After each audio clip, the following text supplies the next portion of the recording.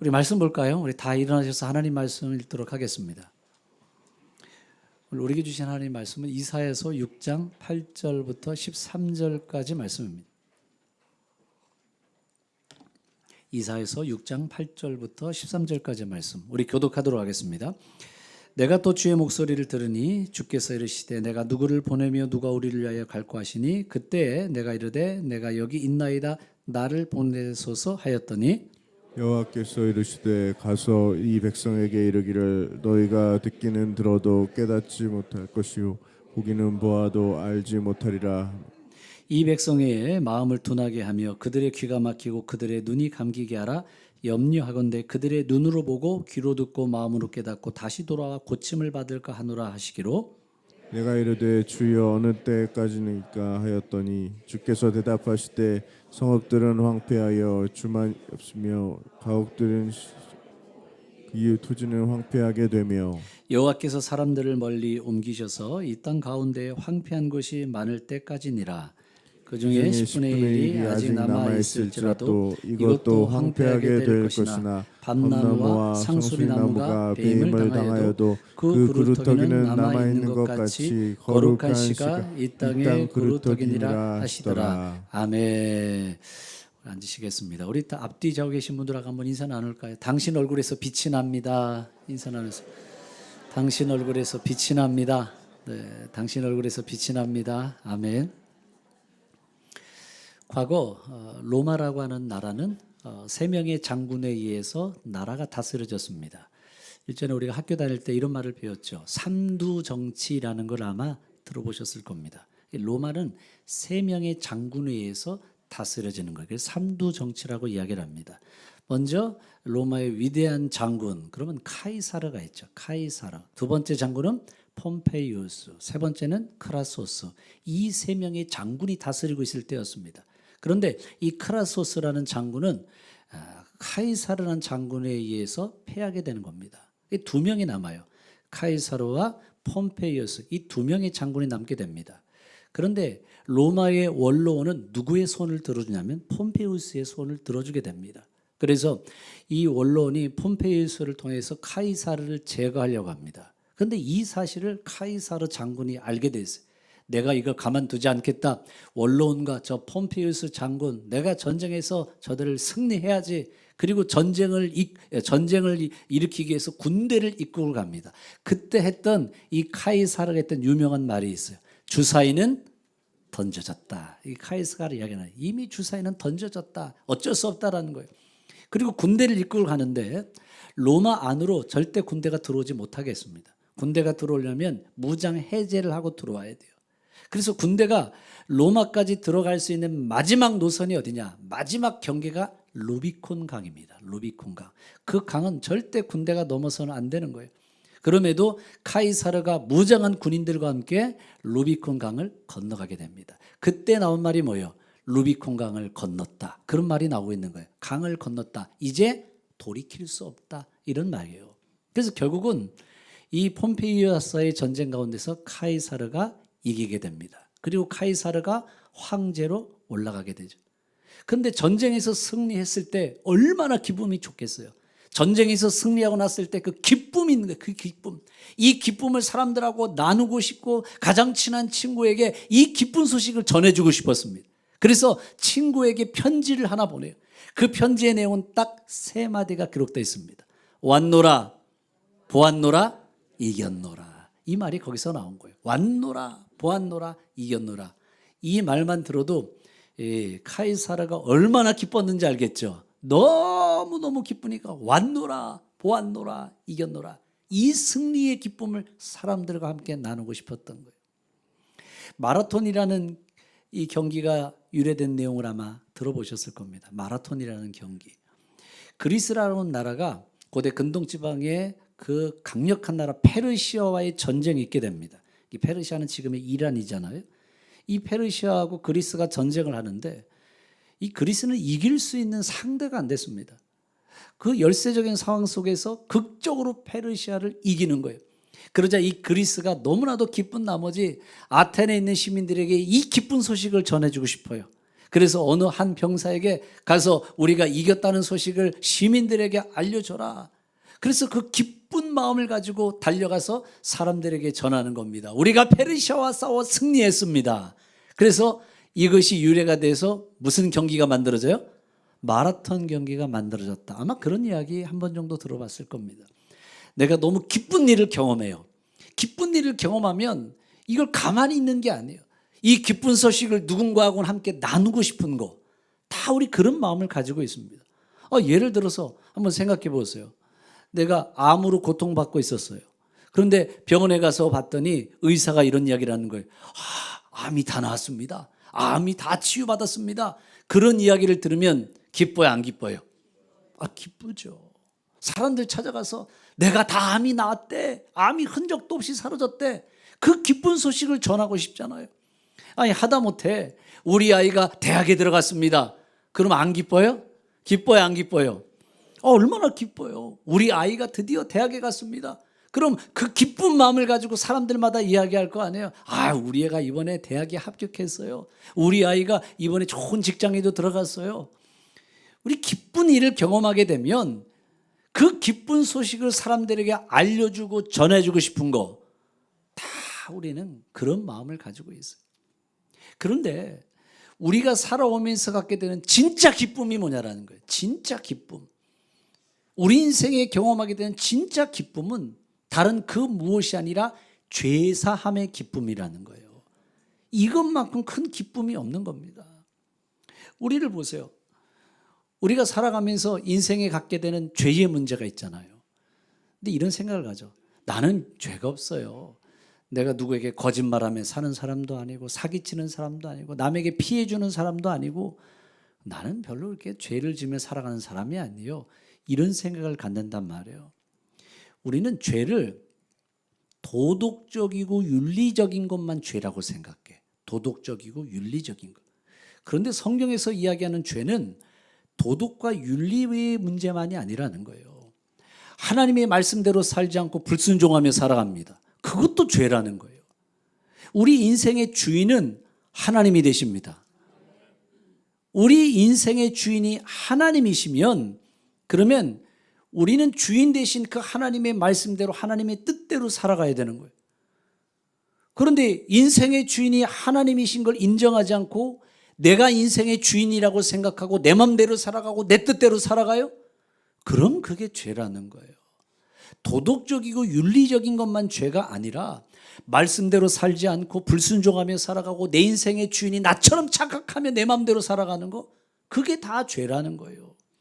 그런데 이 죄로 인해서 우리 안에 갖게 된 결과가 사망입니다. 사망. 사망의 종노릇하게 되고요. 우리 앞에는 사망이 기다리고 있어요. 이 사망의 문제를 해결하기 위해서 예수님이 이 땅에 오셨고 예수님이 나를 대신해서 십자가에서 죽으셨어요. 이 예수님을 믿는 사람들마다 이제는 사망이 더 이상 나에게 역사하지 않습니다. 모든 사망으로부터 우리가 자유케 됐습니다. 놀라운 기쁨의 소식이잖아요. 이 기쁨의 소식을 전하는 거예요. 이것만이 아닙니다. 우리가 힘들고 어려울 때마다 하나님 우리를 위로해 주시고 힘을 주시고 기가 막힐 웅덩이와 수렁 가운데서 우리를 구원해 주셨습니다.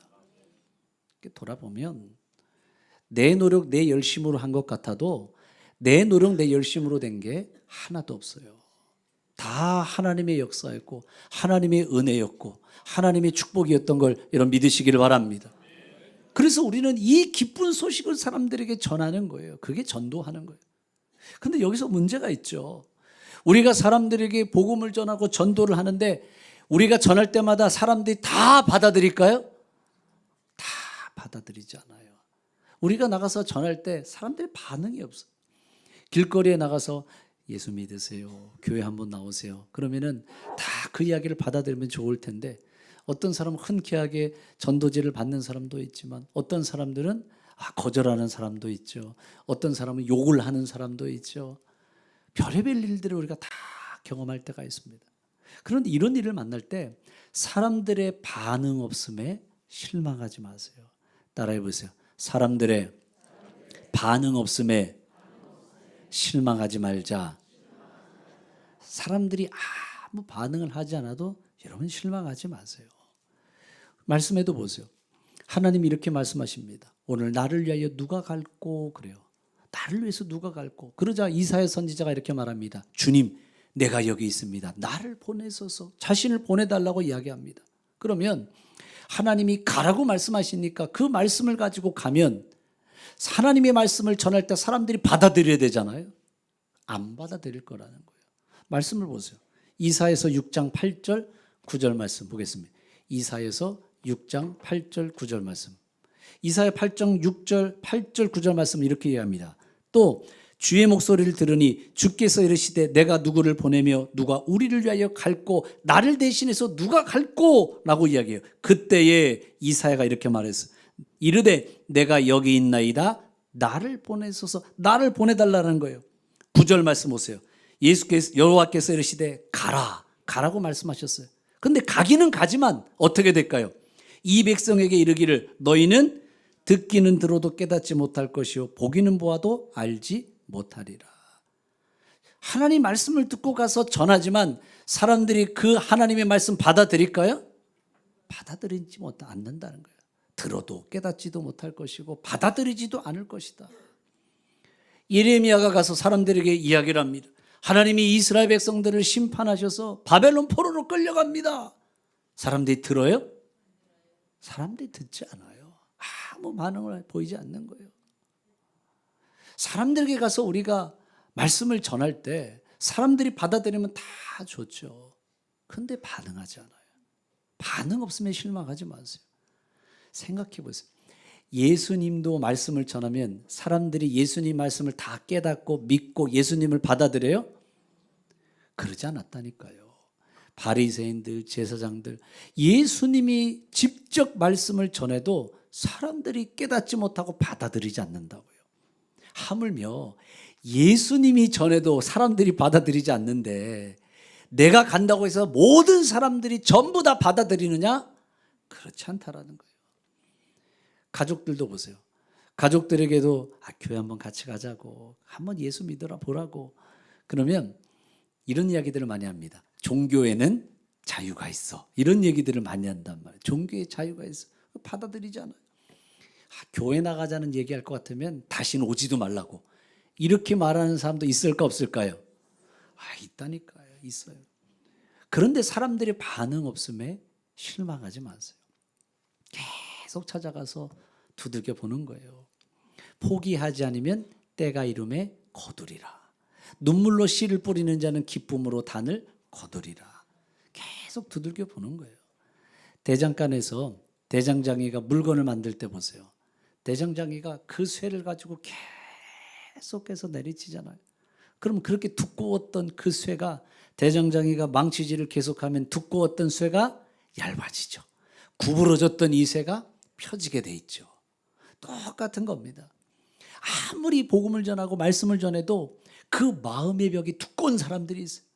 그 마음의 벽이 두껍고 그의 마음이 강팍한 사람들이 있습니다.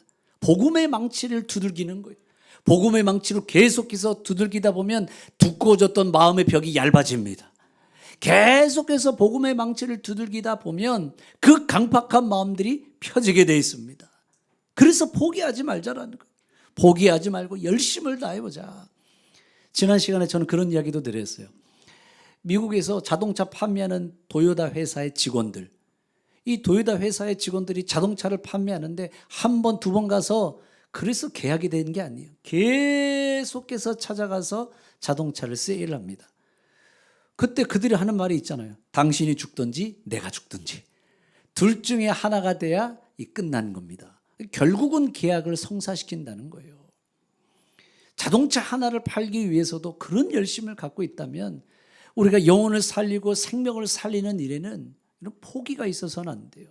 열심을 다하고 열정을 다하고 아무 반응이 없어도 실망하지 말고 계속 찾아가는 거예요.